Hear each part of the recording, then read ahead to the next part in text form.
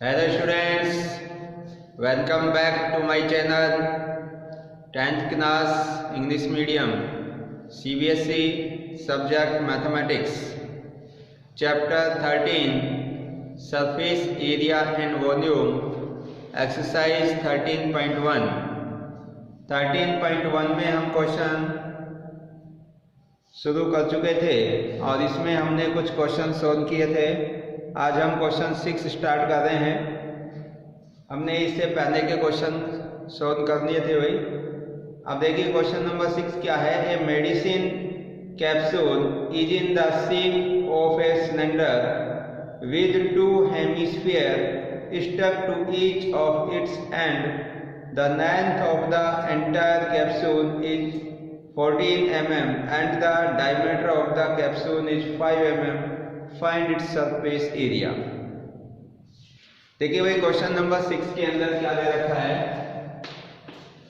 इसके अंदर एक मेडिसिन कैप्सूल है और उसकी जो शेप है वो सिलेंड्रिकल शेप है जिसके दोनों एंड हेमिस्फीयर से जुड़े हुए हैं। इस प्रकार से डायग्राम है। ये जो दोनों एंड है इनके ऊपर हेमिस्फीयर जुड़ा हुआ है।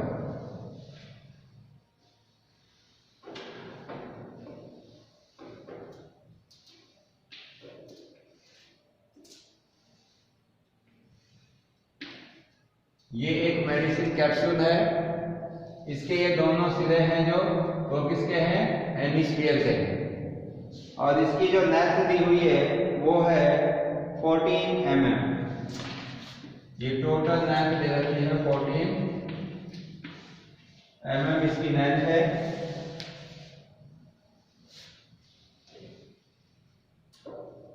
And the diameter of the capsule is 5 mm और इसका जो डायमीटर है वो 5 mm। ये वाला डायमीटर 5 mm दे रखा है। मिलीमीटर में है ये। आपको इसका सरफेस एरिया फाइंड आउट करना है। तो देखिए भाई सरफेस एरिया निकालने के लिए अब हमारे पास में इसमें अगर हम देखें तो ये 3 पोर्शन हो गए। इधर हेमिस्फीयर, बीच में सिलेंडर और फिर इधर हेमिस्फीयर। तो इन तीनों जो पोर्शन दिखा रखे हैं इन तीनों पोर्शंस का एरिया हम निकाल कर अगर ऐड कर दें तो हमारे पास इस मेडिसिन कैप्सूल का टोटल सरफेस एरिया निकल जाएगा। तो देखिए कैसे करेंगे। तो अब इस हेमिस्फीयर का अगर हम एरिया निकालना चाहते हैं तो ये हेमिस्फीयर का सरफेस एरिया होगा CSA ऑफ हेमिस्फीयर। और हेमिस्फीयर का CSA होता है 2πr²। तो सेम इसी प्रकार से इधर वाले हेमिस्फीयर का सरफेस एरिया जो कि कर्व सरफेस एरिया है वो भी 2πr² होगा। अब बीच का बच गया क्या, सिलेंडर। तो सिलेंडर का क्या है, ये भी कर्व सरफेस है क्योंकि बीच में है जो ये भी इस प्रकार से ऐसे घुमाव पोर्शन में है तो ये भी कर्व सरफेस एरिया हो गया। तो इन तीनों का एरिया को अगर हम ऐड कर दें तो इस टोटल कैप्सूल का एरिया निकल जाएगा। तो देखिए यहाँ लिखेंगे। अब टोटल सरफेस एरिया निकालने के लिए हमें क्या चाहिए, हेमिस्फीयर की रेडियस। इसके लिए हमें डायमीटर दे रखा है तो रेडियस ऑफ हेमिस्फीयर लिखने। एक चाहिए हाइट ऑफ सिलेंडर। तो देखो सिलेंडर की हाइट यहाँ से यहाँ तक ये सिलेंड्रिकल पोर्शन है तो अब टोटल लेंथ तो 14 है। अब यहाँ देखिए आप तो इसमें से यहाँ तक की ये वाली लेंथ हमें माइनस करनी होगी। इधर से ये वाली डिस्टेंस, इधर से ये वाली डिस्टेंस अगर माइनस कर दूं तो आपके पास हाइट ऑफ सिलेंडर रह जाएगा। अब आप देखिए ये लेंथ कितनी है, ये वाली लेंथ कितनी है, टोटल कितनी है 5। तो यहां से यहां तक इसकी रेडियस हो गई हेमिस्फीयर की। तो रेडियस हो गई तो ये 2.5 हो गया और ये भी 2.5 हो गया। तो 2.5 कितना हुआ 5। तो इस 14 में से 5 माइनस कर देंगे तो इसकी हाइट निकल जाएगी। ठीक है, तो यहां पर लिखेंगे भाई since diameter of hemisphere diameter of hemisphere is equal to 5 mm. So its radius,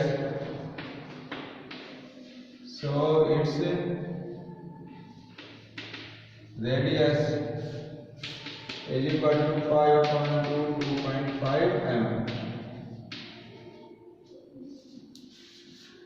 अब ये दोनों उसी जो हेमिस्फीयर थे, दोनों हेमिस्फीयर की रेडियस निकल गई।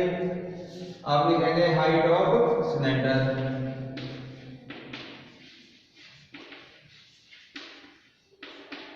Height of cylindrical portion, height of cylindrical portion.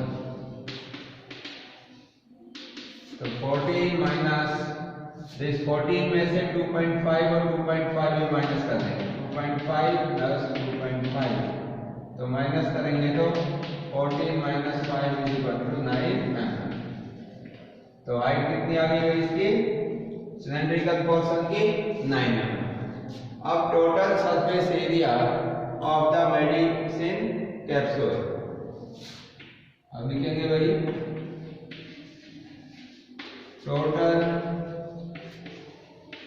surface area of the medicine capsule। क्या क्या होगा भाई? तो का सरफेस एरिया ऑफ हेमिस्फीयर, का surface area of hemisphere plus का surface area of cylindrical portion, का surface area of cylindrical portion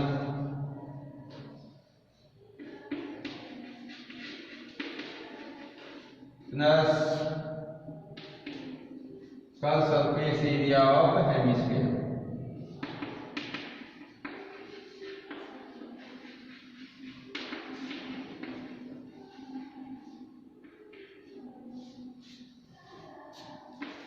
तो देखिए का सरफेस एरिया ऑफ हेमिस्फीयर क्या होगा 2πr², का surface area of cylindrical portion 2πrh plus का surface area of hemisphere 2πr²। तो 2πr² ये 2πr² ये कितने हो गए 4πr², 4πr² प्लस का 2πrh। अब 2πr इसमें से कॉमन आ जाएगा तो यहाँ क्या बचेगा 2r प्लस h। तो ये हमारे पास में टोटल का surface area of medicine capsule आ गया। अब इसमें हमें r की और h की वैल्यू यहाँ से पुट कर देनी है। तो देखो क्या बनेगा भाई 2 इंटू पाई की वैल्यू 22/7। r कितना था रेडियस 2.5, रेडियस कितनी है भाई 2.5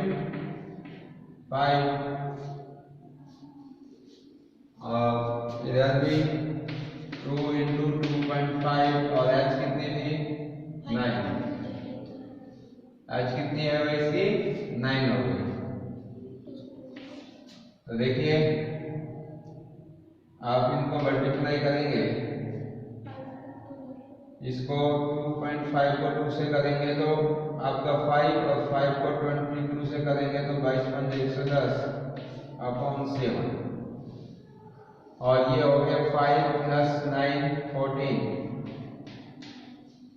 ये इससे कैंसिल हो जाएगा 2 और इसको इंटू करेंगे तो ये 220 mm²। तो इस प्रकार से हम total surface area of medicine capsule find out कर सकते हैं। क्लियर है भाई? अब देखिए आगे नेक्स्ट क्वेश्चन।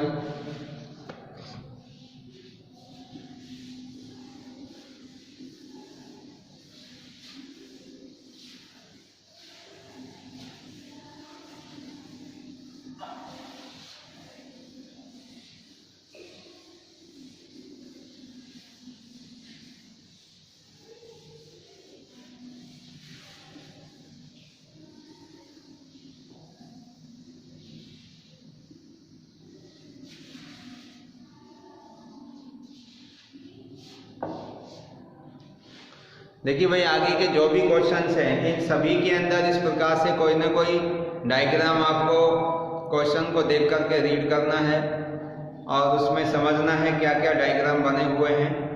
तो इसका आप 7 और 8 क्वेश्चन है जो स्वयं से करके देखिए और कोई समस्या हो तो पूछना। मैं इसका लास्ट क्वेश्चन है जो कि बहुत इंपॉर्टेंट है, 9 क्वेश्चन बता रहा हूँ। Question number 9, a wooden article was made by scooping out a hemisphere from each end of solid cylinder as shown in figure. If the height of the cylinder is 10 cm and its base is of radius 3.5 cm, find the total surface area of the article. देखिए आपको आप एक wooden article दे रखा है, लकड़ी का कोई एक आर्टिकल है जैसा कि डायग्राम में बना हुआ है। Made by scooping out of hemisphere from each end of the solid cylinder। जो ये डायग्राम बनाया गया है कोई सॉलिड सिलेंडर है और उसके दोनों एंड पॉइंटों में से एक हेमिस्फीयर शेप में, हेमिस्फेरिकल शेप के अंदर कुछ पार्ट्स को स्कूपिंग कर दिया गया है, मतलब एक गड्ढा कर दिया गया है। तो ये जो आपका एक डायग्राम है इसका हमें सरफेस एरिया निकालना है। देखो किस प्रकार से है, इस प्रकार है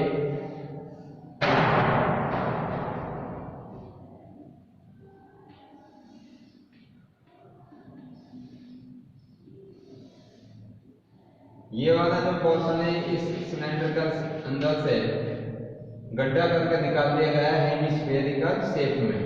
इसी प्रकार यहां से है,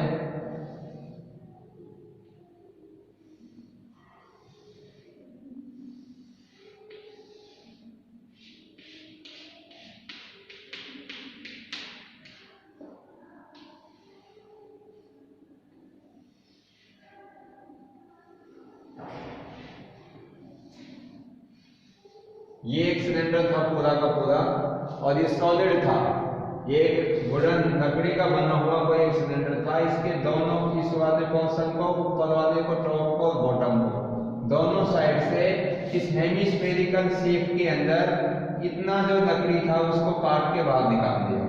ऐसे ही ऊपर की साइड में से इस हेमिस्फेरिकल शेप की लकड़ी को काट कर बाहर निकाल दिया।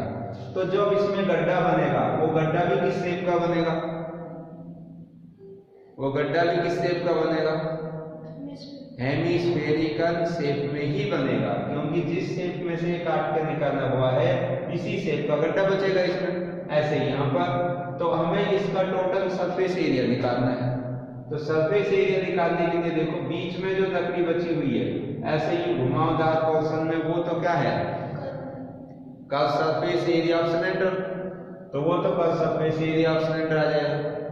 अब इसमें जो ये गड्ढा बचा हुआ इसका सरफेस एरिया, मतलब इसको भी हम इस प्रकार से सरफेस को टच कर सकते हैं, तो उस सरफेस का एरिया निकाल देंगे हेमिस्फीयर का, और नीचे वाले हेमिस्फीयर का जो गड्ढा बचेगा उसका भी हम कर्व सरफेस एरिया निकाल देंगे और इन तीनों पोर्शन के एरिया को क्या कर देंगे, ऐड कर देंगे। तो हमारे पास total surface area of the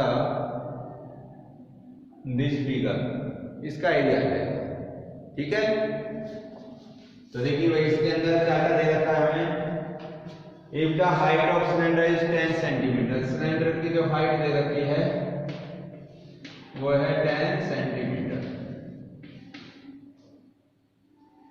और क्या दिया हुआ है आपको, बेस ऑफ इट्स रेडियस 3.5, इसकी जो रेडियस है r = 3.5 सेंटीमीटर। तो अब इसका हमें टोटल सरफेस एरिया निकालना है।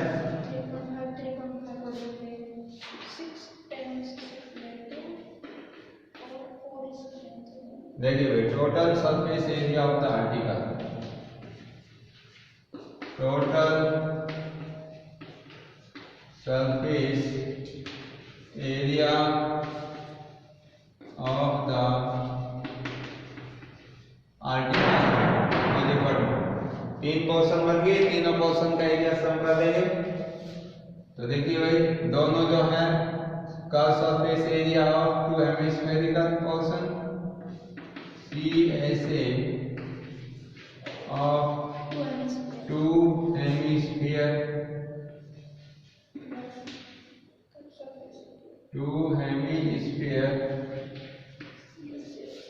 Plus CSA of cylinder. ये हेमिस्फेरिकल पोर्शन है, ये सिलेंड्रिकल पोर्शन है। अब देखो कर्व सरफेस एरिया 2 हेमिस्फीयर, एक का कितना होता है 2 पाई आर स्क्वायर, इसका भी 2 पाई आर स्क्वायर, तो डबल कर दो इसको 2 × 2 pi r square plus curve surface area of cylinder 2 pi r H.